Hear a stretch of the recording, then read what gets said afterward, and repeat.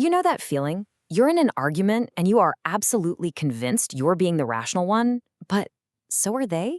How can that even be? Well, it turns out our brains are kind of hardwired to trick us. They use these mental shortcuts that make us feel like we're being perfectly logical, even when we're, well, not. So today, let's pull back the curtain and take a real look at the flawed lens we all see the world through. Okay, so this whole story kicks off with something pretty wild.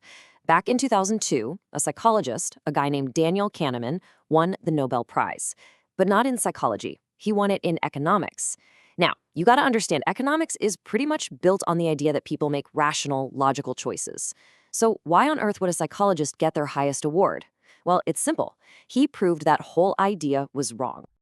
So, yeah, this prize wasn't just a little surprising, it was a bombshell.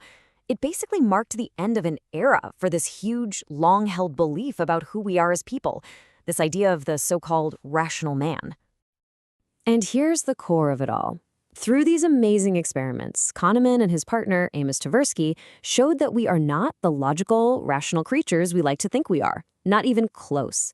Instead, our thinking is secretly being guided by all these biases and little mental shortcuts that are running in the background, completely under the radar. Okay, so to really get why our thinking is so, well, quirky, we need to pop the hood and look at how our brain actually works. It all comes down to something called the dual process theory. The idea is pretty simple, actually. Our brain has two different operating systems, if you will. Think of it like this. You've got system one. That's your brain on autopilot. It's super fast, totally intuitive, completely automatic. It's that gut feeling you get. It's the part of you that just knows 2 plus 2 is 4 without even trying. But then you have system two. This is the slow, careful, analytical part of your brain. It's the one you have to consciously wake up to solve, a tough math problem or seriously weigh the pros and cons of a big life decision. It takes real effort. So, to get through our day, we rely almost entirely on that fast, automatic System 1. And to do its job, it uses these things called heuristics. It's just a fancy word for mental shortcuts, right? They help us make snap judgments, so we don't have to fire up our slow, kind of lazy System 2 for every little thing. But here's the catch. These very same shortcuts, they're the breeding ground for all our cognitive biases. So let's dive into 3 of the biggest mental traps that these shortcuts set for us, like every single day. And I bet you're going to recognize these not just in other people, but probably in yourself too. All right, first one. Quick question for you. Don't overthink it, just go with your gut. What's statistically more likely to cause your death? A plane crash or a car crash? The answer? It's not even close. It's car crashes, by a massive margin. So why do so many of us get that little jolt of fear when a plane hits turbulence, but we don't think twice about getting in a car? Well, you've just met the availability heuristic.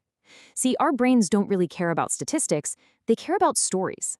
And because a dramatic plane crash is so much easier to remember, it's all over the news, it's vivid, we trick ourselves into thinking it's way more common than it actually is. Here's another great example of this in action. Try this. Are there more words in English that start with the letter R, or more words that have R as the third letter? Almost everyone's brain immediately shouts, start with R. But nope. It's not even close. There are way more words with R as the third letter. It's just that it's a million times easier for your brain to think of words like run or road than it is to think of words like park or march. All right, on to trap number 2. We've all been here. You paid, let's say, $15 for a movie ticket. You're 20 minutes in, and it's just awful. A total stinker.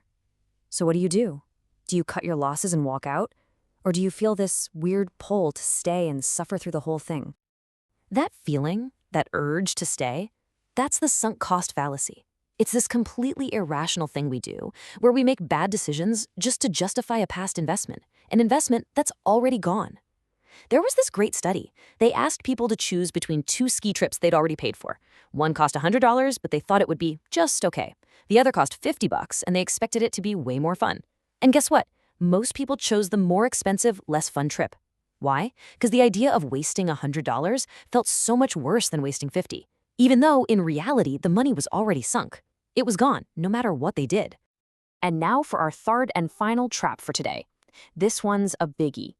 Think about the news you read, the channels you watch, the people you follow online. Are you actively looking for opinions that challenge what you believe? Or do you maybe find yourself sticking to the sources that, well, tell you you're right? This right here, this is confirmation bias. It's our brain's powerful subconscious habit of looking for and favoring information that, you guessed it, confirms what we already believe. It's like a mental filter. We start with an idea, we go hunting for evidence that proves it, and we conveniently ignore or explain away anything that contradicts it.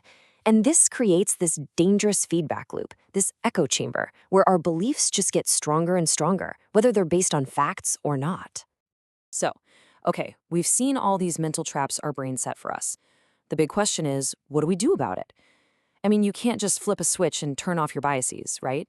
But you can take the single most important step, and that is simply being aware that these things exist. And just to give you a little perspective, today we've only talked about 3 of these biases. Researchers, they've identified and cataloged over 145 of them. Let that sink in. That's more than 145 different ways our brain can quietly lead us astray, shaping our decisions every single day. Daniel Kahneman himself had the perfect way of putting it. He said we live intoxicated by bias, and that our job is to awaken from that state. Look, realizing that your thinking is flawed isn't some kind of weakness, just the opposite. It's the very first step toward thinking more clearly and making much, much better decisions. So I'll leave you with this question. Now that you know these traps exist, the availability heuristic, the sunk cost fallacy, confirmation bias, which one are you going to start looking for in your own life, in your own thinking, starting today? Because just knowing they're there, that's how you start to break the cycle.